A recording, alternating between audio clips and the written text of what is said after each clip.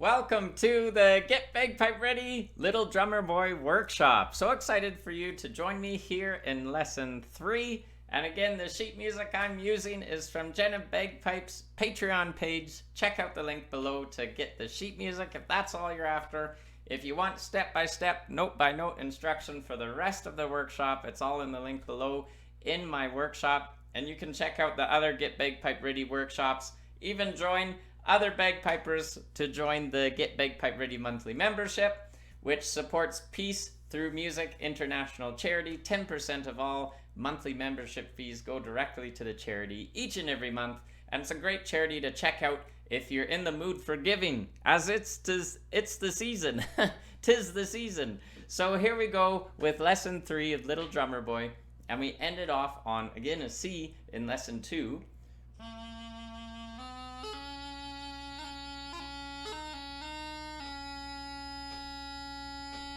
So we ended off on that C, and that C gets 3 full beats if we're looking at it in 4/4 time. I know it's in 2/2 time, but really we're just giving 4 quarter notes a beat in each bar. So essentially, all you have to know is that C is quite long, and this C is going to tie in or carry over into the next bar, and we don't want to separate with anything. We want that C to be long. So that C is actually even going to grab the first downbeat of the first bar of line 2.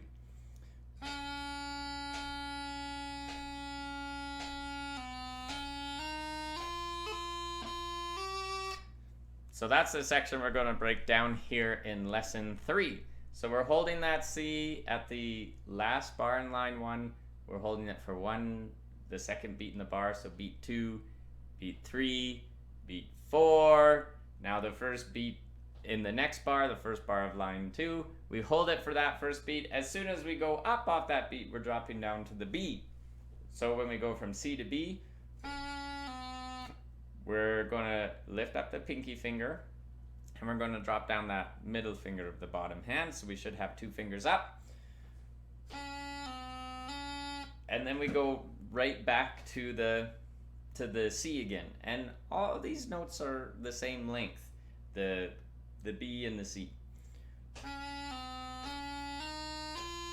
And as you hear, it's all the same length of notes, and we're going right all the way up to the E. And I'll slow that down a little bit.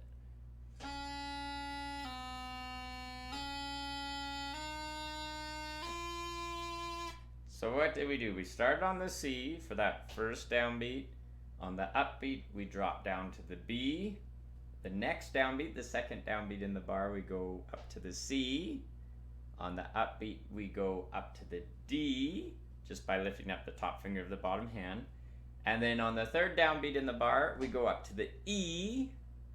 And that's as far as we've gotten, the third downbeat in the bar. So let's just play, and no grace notes here so far, so we're not worried about embellishments yet. None are on the back burner because there is no embellishments yet in this bar. But let's just get comfortable with that walk up a few more times, nice and slow.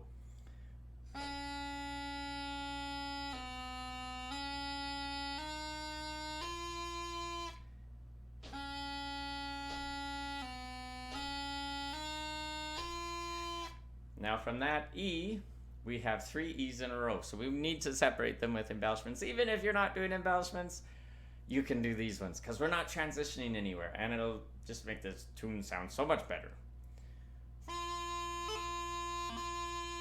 So there's the embellishment. First one, G grace note, top finger up and down. Pretty easy. Second one, we're going to do a strike.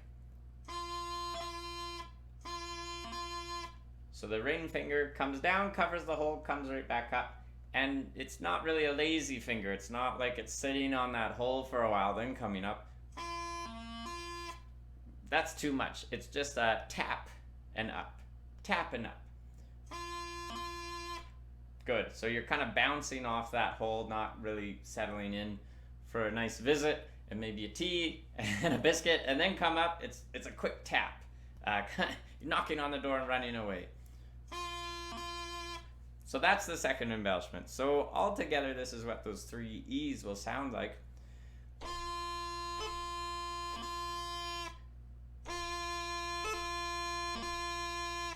And if we add those 3 ins to our little walk up, with the drop to the B and then walking up from that B.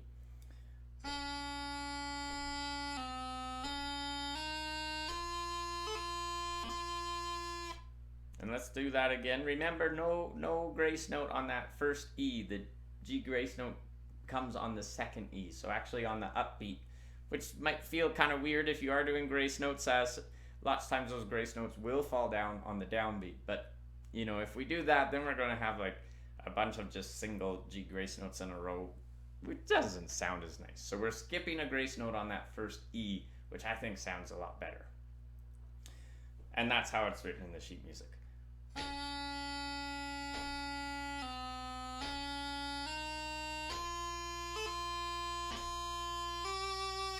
And then I threw that last note in there on you, so we got those 3 E's. The first E, no embellishment, second E, G grace note on that beat. And then our 4th beat is actually that E strike that we've been doing. So that's beat 4. That's beat 4. And then our upbeat, we go up to the F. So that's the last beat of that first bar of line 2.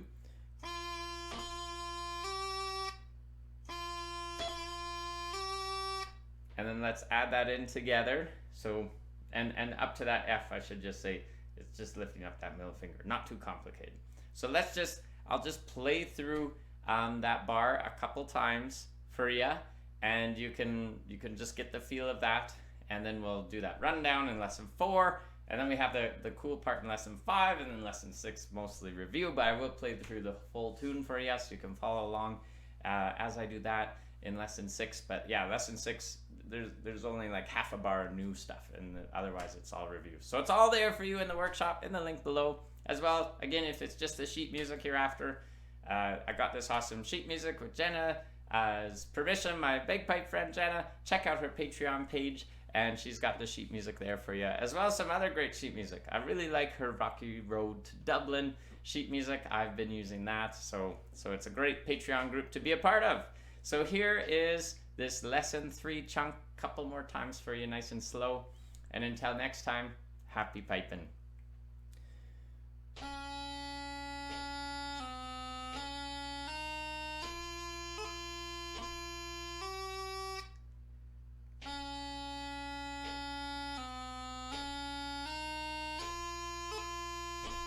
Curious what other bagpipers are saying about the Get Bagpipe Ready workshops? Well, here's Ryan, a bagpiper who just took the We Wish You a Merry Christmas workshop. Ryan says the workshop was great, and he's picking it up much easier than he would have on his own. He finds the tune is broken down very well, which makes it a lot easier to follow compared to just going by the sheet music alone. He's loving it so far, and I'm sure you will too. Go to getbagpipeready.com now to access more beginner bagpiper workshops.